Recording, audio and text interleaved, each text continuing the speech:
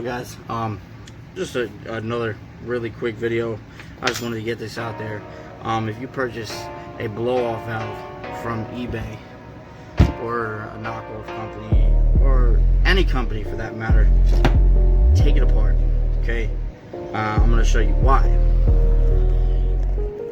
Alright, here's your blow-off valve. I already took mine apart. Okay, you can see this is the diaphragm. Okay, this is made of like thin, rubbery, silicone type material. Okay, this is your regular eBay $20 knockoff, whatever. Okay, and when I open this thing up, I'm kind of glad I did. Where they drilled the hole for the vacuum line, if you look in there, let me see if it'll focus. Oh, focus. If you look in there, there is a shard. I can't get the focus. Focus! I don't know. But there is a sharp piece of metal. You can kind of see it sticking out right there. That if this thing would have opened at any point in time, that piece of metal there would have tore the diaphragm 100%. Because with it on, you can see the bottom right here. When it opened, the diaphragm would have reached that, and it's sticking out pretty far. I mean, it's ridiculous. I wish I could get this thing to focus.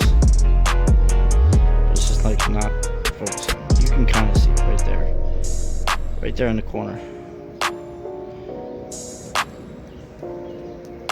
I mean, it's sharp enough that it scratches my fingernail. So, with that being said, oh, it's kind of focused a little bit. You can see it right there.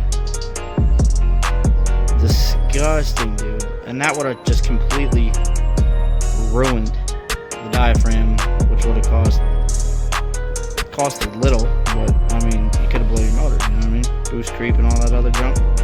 Not good. So, you can see it now. Always take apart your blow-off valves, your wastegates, and everything, and check inside. Check for debris and such, because I mean, that right there could have been a really, really big problem. And I'm kind of glad that I took it apart and noticed that, so I can fix it and won't have that problem. So, also, I don't know, this blow-off valve has 2 springs in it. I don't know if that's normal or not.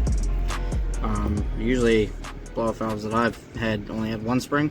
So if you know what the 2 springs are about, let me know. It's got the adjustment that goes on the top here, but I don't know what the 2 springs is all about. So I don't know if I can get away with just 1 or if I need both or what. So I'm just gonna throw them back both in and everything after I get this all sanded down, so it doesn't. I mean, it's insane.